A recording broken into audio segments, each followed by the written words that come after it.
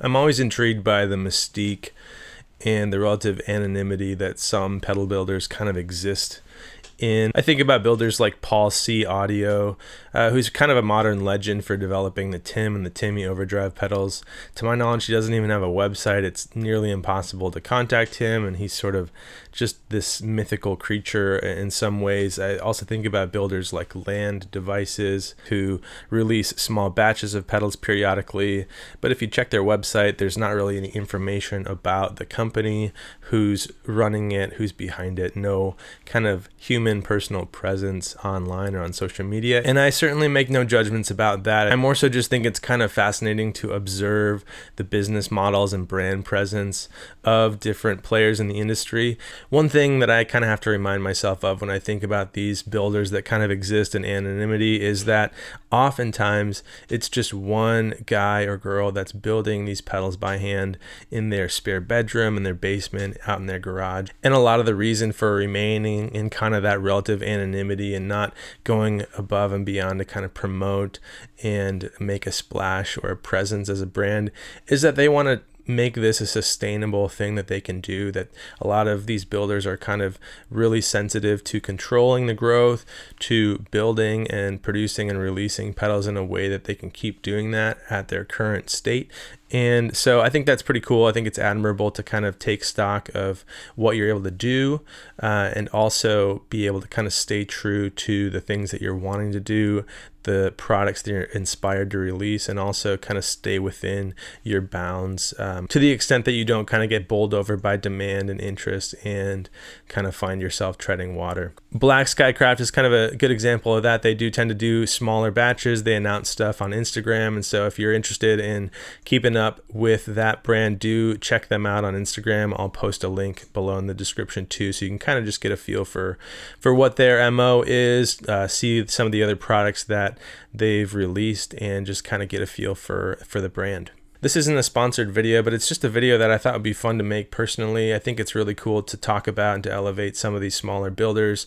The little guys in the industry are the ones that are doing some of the coolest stuff, honestly, and they're the ones that I think deserve and can earn our support and our interest and our dollars when we're looking for something new to try. And so I just am a big fan of those people that are carving out new niches and doing interesting things. And hopefully it's something that you're interested too in, and we can kind of go on this journey together. So I wanted to just shoot this video and talk a little bit about a couple of these pedals that I've just gotten in, and then kind of just spend a bunch of time playing these two pedals. I'm going to throw them in stereo with each other, just create some kind of ambient soundscapey moods and vibes, and see what we can come up with here.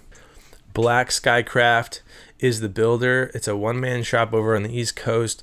I've exchanged some messages with him on social media, and he's been very kind and gracious and sharing a little bit about his model and his approach to designing. And he's quickly become known for this kind of monstrosity of a cool experimental reverb pedal. It's their Unusual EAS, and it's a big, expansive reverb that features a bit crusher, some cool tweakable modulation, and some other fun features. So we're going to use that along with the Sunbros, which is a similar concept, stripped down a bit and obviously more compact. This one features a big ambient reverb, again with a tremolo feature. You can select the waveform of the trem, and you can also either have the LFO modulate just your dry signal as a tremolo effect, or throw it onto the reverb trail. There's some really fun possibilities with this, especially with a sample and hold waveform option all the way to the left on the toggle there. And it's just been a fun one to explore the last couple days here. So before we dive in, I'd love to hear below what are some of those kind of mythical, mystical, cult classic type builders or pedals that you've come across, ones that you've seen, ones that I should check out or follow on Instagram. Drop them below in the comments, and I'd love to kind of explore some new gear that I haven't come across yet. We're going to dive into some ambient tones with these two in stereo, like I mentioned. And if you're a fan of ambient experimental music, you can actually check out some of my original ambient music via the link below. I've written and released a bunch of tunes in that genre. I've kind of taken a little bit of a break or a step back from that here on the channel, just in favor of kind of stretching some production muscles, writing in different genres, and I've had a lot of fun with that. But hoping this video can kind of be a callback to some of those earlier really ambient focused pieces that I've done here on the channel. Please hit subscribe below if you're into that kind of stuff, if you're fascinated by these types of smaller builders.